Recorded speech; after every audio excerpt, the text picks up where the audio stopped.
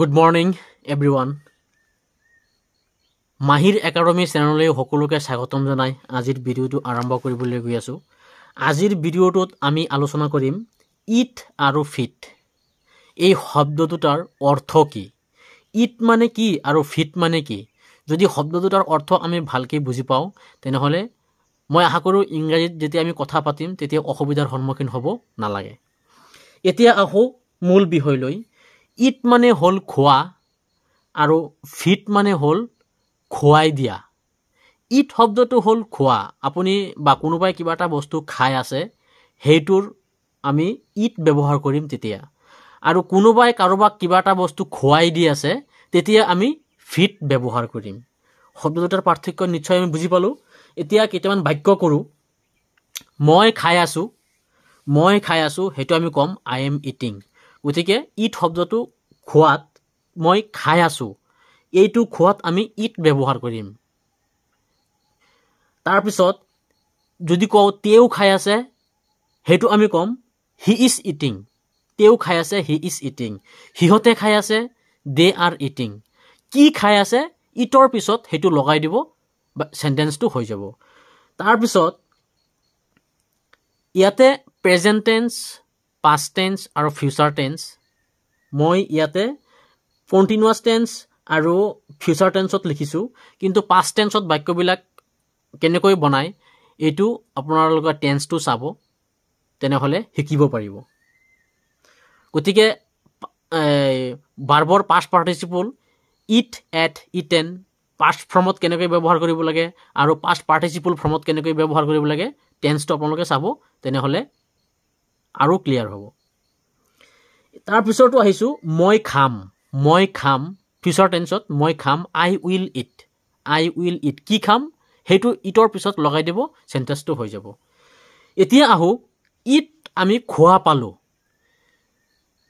আমি যদি পানী খাওঁ, চাহ খাওঁ বা লিকুইড বস্তু কিবা এটা খাওঁ তেতিয়া কিন্তু ইট ব্যৱহাৰ কৰিলে নহ'ব। মনত ৰাখিব, যিটো বস্তু আমি চুবাই খাব পাৰোঁ তেতিয়া আমি ইট ব্যৱহাৰ কৰিম। মানে দাঁতেৰে চুবাই যিবিলাক বস্তু খাওঁ সেইবিলাক বস্তু খাওঁতে আমি ইট ব্যৱহাৰ কৰিম। ঠিক আছে? পনীয়া বস্তু যিবিলাক খাওঁ তেতিয়া আমি ইট ব্যৱহাৰ কৰিব নালাগে। ধৰক পানী, গাখীৰ, চাহ এইবিলাক খালে ইট ব্যৱহাৰ কৰিব নালাগে। যিবিলাক বস্তু মুখত লৈ আৰু গিলি পেলাওঁ তেনেকুৱা বস্তুত আমি ইট ব্যৱহাৰ কৰিব নালাগে। এতিয়া আহোঁ ফিট শব্দটো হ'ল, আমি নিশ্চয় পালোঁ, ফিট শব্দটো হ'ল খুৱাই দিয়া। মানে কোনোবাই কাৰোবাক কিবা এটা বস্তু খুৱাই দি আছে তেতিয়া আমি ফিট ব্যৱহাৰ কৰিম। মায়ে কেঁচুৱাটোক গাখীৰ খুৱাই আছে। এতিয়া মায়ে কেঁচুৱাটোক গাখীৰ খুৱাই আছে, গতিকে মায়ে কি কৰিছে খুৱাই দি আছে, তেতিয়া আমি ফিট শব্দটো ব্যৱহাৰ কৰিম। Mother is feeding milk to the baby. আমি ING লগাইছোঁ, যিটো খোৱা কামটো চলি আছে। Mother is feeding milk to the baby.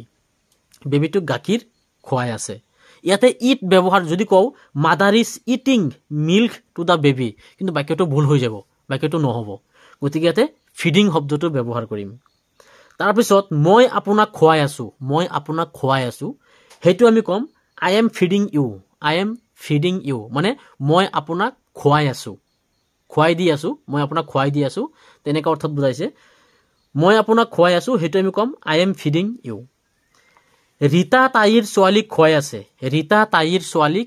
আছে সেইটো আমি ক'ম Rita is feeding her daughter. মানে ৰীতা তাইৰ ছোৱালীজনীক খুৱাই দি আছে, গতিকে আমি ক'ম Rita is feeding her daughter. গতিকে আমি নিশ্চয় বুজি পালোঁ ইট আৰু ফিডৰ অৰ্থ। আশা কৰোঁ আপোনালোকে বুজি পাইছে আৰু মোৰ ভিডিঅ'টো সম্পূৰ্ণ চাব, লগতে চেনেলটো ছাবস্ক্ৰাইব কৰি দিব আৰু ভিডিঅ'টো এটা লাইক কৰিবলৈ নাপাহৰিব আৰু ফেচবুক পেজটো ফ'ল' কৰি দিব। ধন্যবাদ।